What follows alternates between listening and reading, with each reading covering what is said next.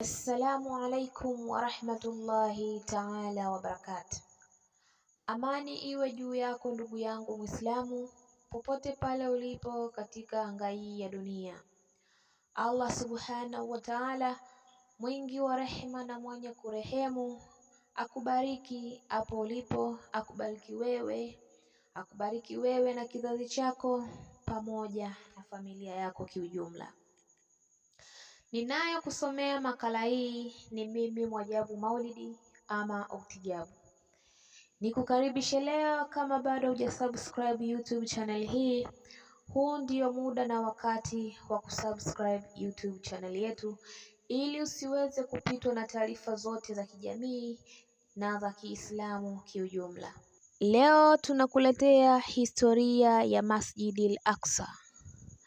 Masjidil Aqsa ni msikiti ambao upo katika mji wa Palestina. Msikiti huu una sifa kemkem, kedekede na zenye kuvutia, lakini leo nitakuletea sifa chache, na siku nyingine Allah akinijalia uzima nitamalizia sifa hizo kwa uwezo wake inshallah.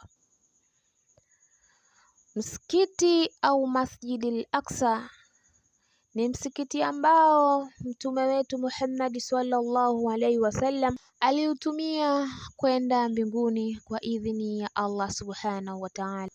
Qur'ani tukufu imesema kwamba mtume Muhammad sallallahu alaihi wasallam alipoagizwa na Mwenyezi Mungu kwenda kufata swala tano, basi moja ya kituo ilikuwa ni kutoka katika Masjidil Aqsa iliyoko Palestina. Kisha Allah subhanahu wa ta'ala kwa idhini yake akamuamuru mnyama anayeitwa Burak, kisha kumpeleka mtume Muhammad mbinguni kwenda kufata swala tano ambazo mpaka leo hii Waislamu tunaziswali. Katika Masjidil Aqsa kuna maajabu mengine ambayo ndugu yangu Muislamu huyafahamu, na kama ulikuwa huyafahamu basi leo tunakumbushana. Masjidil Aqsa kuna jiwe ambalo linaelea, yaani jiwe hilo haliko angani wala jiwe hilo haliko ardhini. Kisa cha jiwe hili ni pale mtume Muhammad sallallahu alaihi wasallam alipoamrishwa na Mwenyezi Mungu kwenda mbinguni kufata swala tano. Jiwe hili lilikuwa likimfata mtume Muhammad, ndipo kwa amri ya malaika jiwe hili akaliamrisha lisifate msafara huo, ndipo jiwe hilo likabaki hewani, halikuenda kumfata mtume wala halikutua chini, limebaki linaelea mpaka hivi leo. Maajabu katika msikiti au Masjidil Aqsa, pale kuna kigingi cha mnyama Burak. Buraki ni mnyama huyu ambaye nimetoka kumzungumzia kwamba alimpandisha mtume wetu Muhammad kutoka Masjidil Aqsa na kuelekea mbinguni kufata swala tano. Lakini kigingi hichi ni kigingi ambacho alikuwa kikitumia Nabii Allah Ibrahim radhiallahu anhu. Alikuwa kikitumia kigingi hichi kumfungia mnyama Buraki, mnyama ambaye Nabii Ibrahimu alizawadiwa na Mwenyezi Mungu kwa ajili ya kugawa mitala kwa wake zake. Nabii Ibrahimu alikuwa na wake wawili, mmoja alikuwa akiishi Palestina na mwingine alikuwa akiishi Masjidil Haram ambao ni Maka.